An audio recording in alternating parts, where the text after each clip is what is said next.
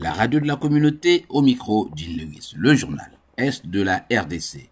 En RDC, des cas de choléra sont signalés dans certaines zones de santé, notamment à Uvira, Kamituga, Kalehe et dans d'autres parties de la province du Sud Kivu.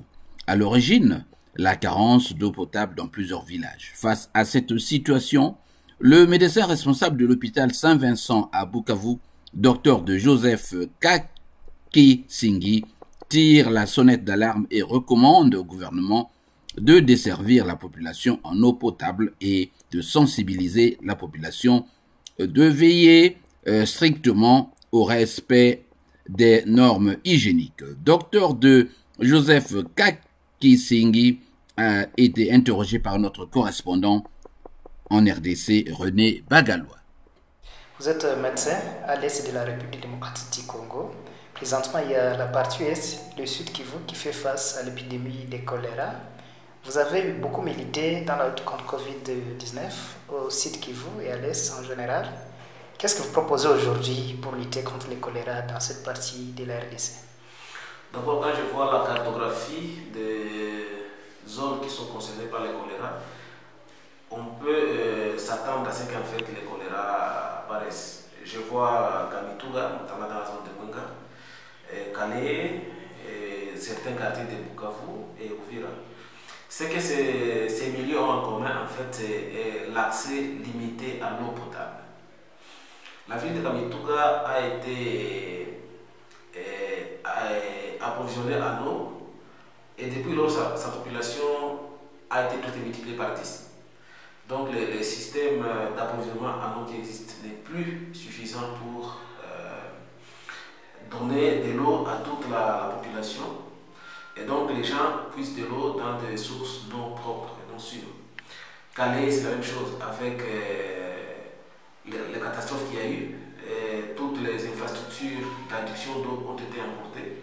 Et depuis lors, on n'a pas vraiment fait une adduction qui répond aux besoins en eau à toute la communauté.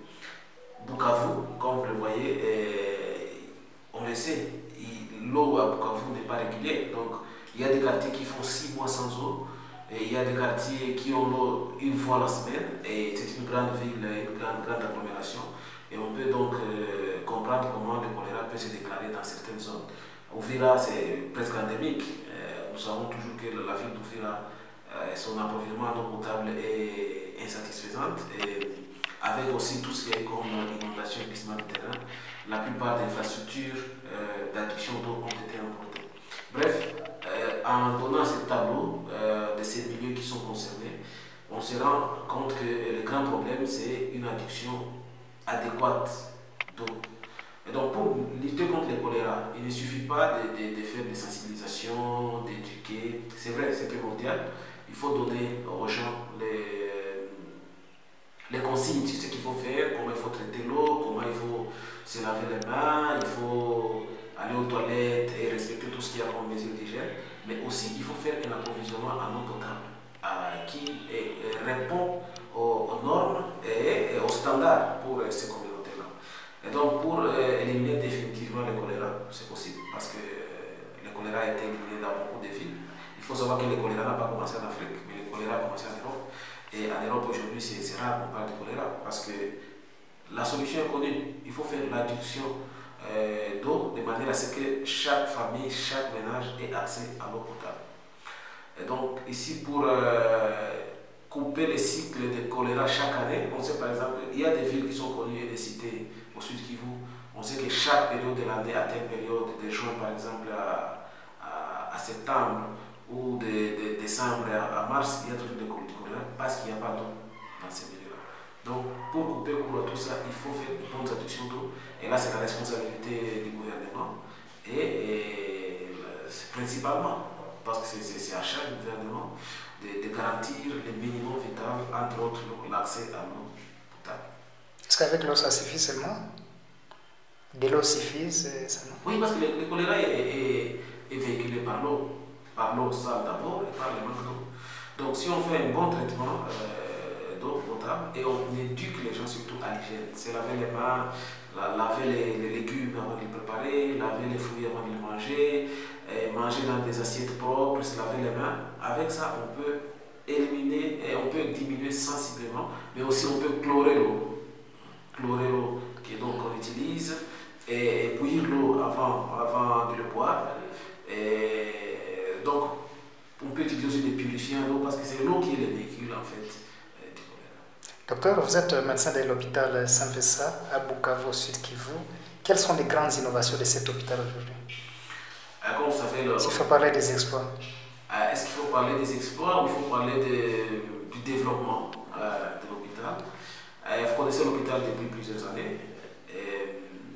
L'hôpital Saint-Vincent est appelé à jouer un rôle qui, au départ, n'était pas son rôle, c'est-à-dire servir un peu de référence dans la commune de Katutu.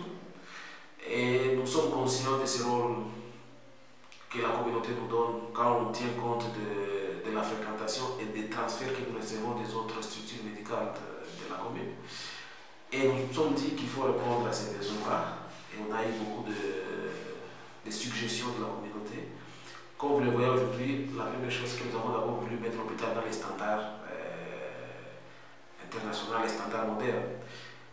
On a conçu donc un nouveau bâtiment administratif avec, on a augmenté, avant on avait une salle de consultation, on en a trois salles de consultation, une nouvelle salle pour l'échographie, nous avons ajouté une salle d'urgence et la salle d'accueil qui est plus aérée et plus moderne. En plus de ça, beaucoup de gens disaient nous allons chercher des médecins loin alors que nous avons notre hôpital ici proche. Et pour répondre à cela, nous organisons désormais des consultations spécialisées dans tous les domaines. Donc, il y a des spécialistes en pédiatrie, en médecine interne, en chirurgie, et le gynécologue est toujours là depuis longtemps, qui font désormais ces consultations ici. Et ça permet de diminuer la distance entre ceux qui devraient aller très loin pour chercher des spécialistes. Désormais, ils peuvent le trouver ici, et donc c'est la première chose. Et d'autres disaient, c'est bien, on est bien soigné, mais nous sommes dans un certain standing, on aimerait avoir des chambres qui répondent à nos exigences.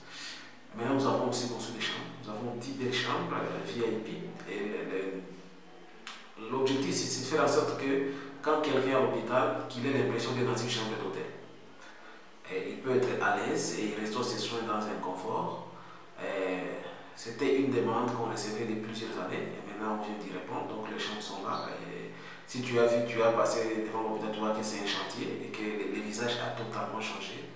Nous espérons que d'ici 2 mois, nous allons inaugurer totalement la nouvelle partie qui a été finie et on fera une journée porte ouverte. On espère que vous serez là pour faire voir les innovations que nous allons apporter à la communauté et faire en sorte que tout ce qu'on a investi dans cette innovation-là soit compensé par la fréquentation et l'utilisation de ces services. Docteur, vous êtes le premier médecin qui a enregistré les premiers cas de la pandémie de Covid-19 à Bukavu. Aujourd'hui, fini Covid. Êtes-vous satisfait peut-être des rôles que vous avez joué? Je suis très satisfait parce que nous étions effectivement très engagés dans la lutte contre la Covid. Et comme vous l'avez bien souligné, nous étions la première structure à déclarer les premiers cas et surtout à commencer à sensibiliser et à dire à la communauté de nous préparer. 2 semaines avant l'arrivée de Covid à Bukavu, nous avions déjà commencé à sensibiliser la population et à demander aux gens de se préparer à l'arrivée de la Covid. Parce qu'on suivait un peu l'évolution à travers le monde et connaissant les connexions qu'il y a entre Bukavu, Chine, Bukavu, l'Asie et l'Europe, on savait que ça finirait par arriver. Et donc on a mis des mesures, non seulement pour l'hôpital, mais aussi pour les autres structures. Et là, j'en profite pour dire vraiment merci aux ressortissants de la ville de Bukavu à travers le monde. Parce qu'avec B4B, nous avions présenté un plan pour protéger la commune de Katutu de la propagation, ensuite toute la ville. Et à travers le monde, les ressortissants avaient contribué, on avait mis en marche un plan qui a bien marché et qui nous avait permis de distribuer des kits de protection à toutes les structures médicales qui restaient des cas et à faire des sensibilisations, à distribuer des masques et à faire des tests rapides. Et finalement, on a pu avoir aussi la possibilité d'installer ici un centre de vaccination contre la Covid et un centre de dépistage pour contribuer dans la mesure de nos possibilités à la lutte contre cette pandémie-là. Docteur, aujourd'hui c'est la pandémie aussi pas l'épidémie du choléra. Qu'est-ce que vous recommandez peut-être à toute la communauté? Ce que je recommande à la communauté, en fait, c'est de respecter les mesures d'hygiène, qui restent les mêmes. Donc, utilisez l'eau potable. Si vous n'êtes pas sûr de l'eau que vous allez utiliser, faites bouillir l'eau. Ou utilisez les purifiants d'eau qui sont distribués par certaines organisations, ou par aussi le gouvernement, je crois. Ou on peut aussi les acheter, ça ne coûte pas beaucoup. Il faut être sûr qu'on boit l'eau qui est purifiée. Deuxièmement, c'est laver les mains quand on quitte les toilettes, c'est laver les mains quand on a salué les gens, laver les fruits, laver les légumes avant de les préparer, avant de les manger. Et respecter toutes les autres mesures liées aux maladies mensales. Docteur, la radio de la communauté africaine vous remercie. C'est moi qui vous remercie.